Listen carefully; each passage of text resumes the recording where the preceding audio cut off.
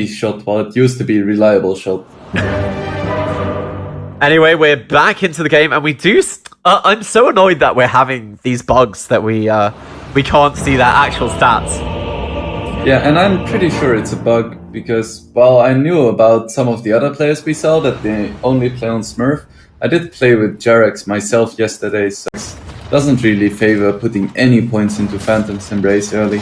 Instead opting for the max of Inch. However, top lane, it looks like they found Handskin, the level 6 on Thompson, and that is going to be a kill for Ana. We did talk. Ana, only 1 point in the further stack, so he doesn't take this tower that fast, but he's actually tanking it so that his catapult's going to survive. And I think this tier 1 top is in a lot of danger now. I love how aggressively he's playing, just recognizing that no one on TFT can really pressure him right now. Oracle has rotated in 2 points in the Purifying Flames. He doesn't have points in his ulti though, so it's a little bit risky. He will be susceptible to this burst pretty soon. I think he's in danger. Yeah, with the double Purifying Flames, it might be enough. Yeah, and they're able to get that kill, just playing a bit too aggressively there, not realizing that Era had rotated. And then that burst damage, it was enough to finish him off. Didn't realize, but it looks like he was low and then just got popped by Era. No Tail putting a lot of harass over here into the Oracle.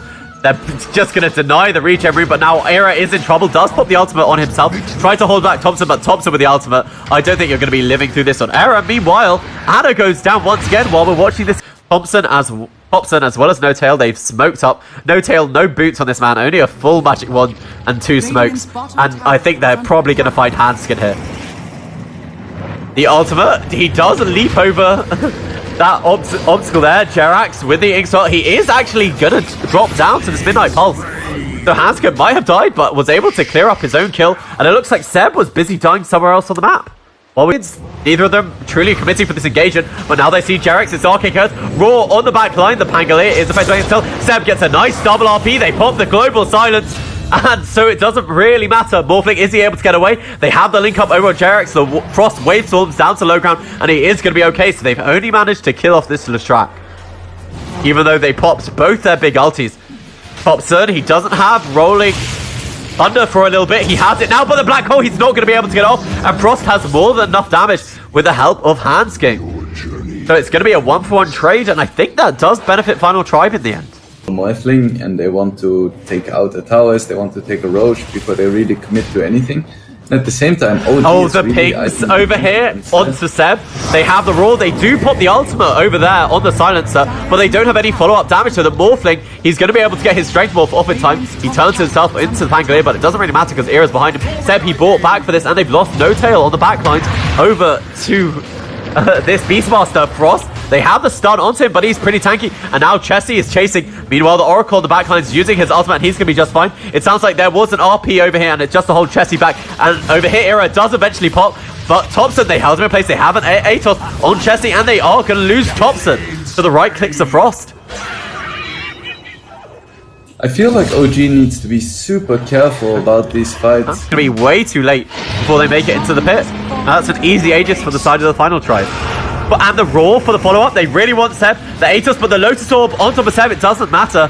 The Reflect back, Thompson getting some really good bounces here on top of Thompson, and they are going to be able to bring down the Enigma. There's going to be no black comp in this fight. Ana pops his BKB. They have the silence over here onto the Morphling, so they managed to pop the Aegis, but do they have any follow-up after it? They pop the global silence, but it's before the Morphling respawns, and now Frost, is he going to be able to get away? Meanwhile, they do lose the silencer, but they have the silence. The RP from Seb, he's back in this fight, but the Oracle ultimate, it does mean the Morphling is going to be able to survive, but it looks like they will lose Chessie. They have the Ink Spell stun coming on top of both of them. He tries to get away, but they've lost Frost and they've lost the Oracle. They might have lost Thompson, but they've killed 4 people for the side of the Final Tribe, as well as the Aegis, so that looks like a great fight for the side of OG. Being aggressive.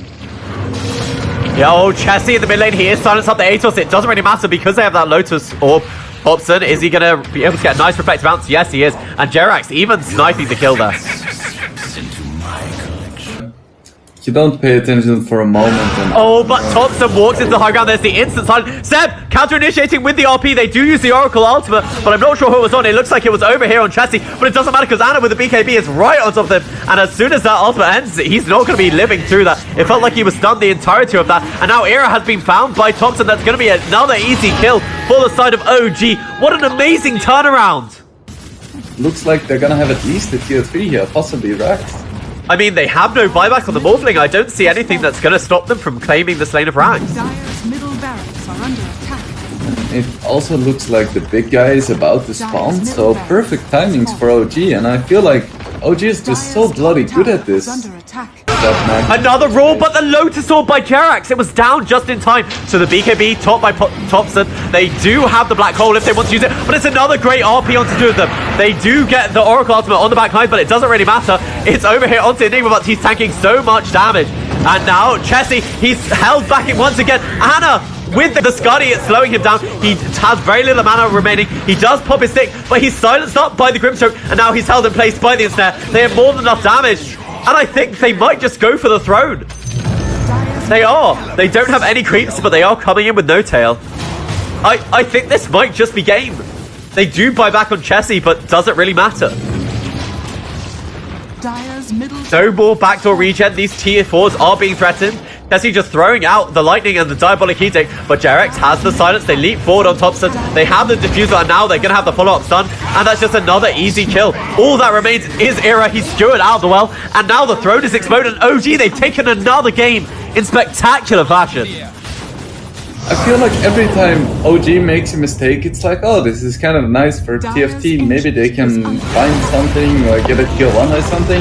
And then if TFT makes a mistake, OG instantly capitalizes, kills 5 heroes, takes a Rax, takes a Roche, and takes the game. It just feels unfair. The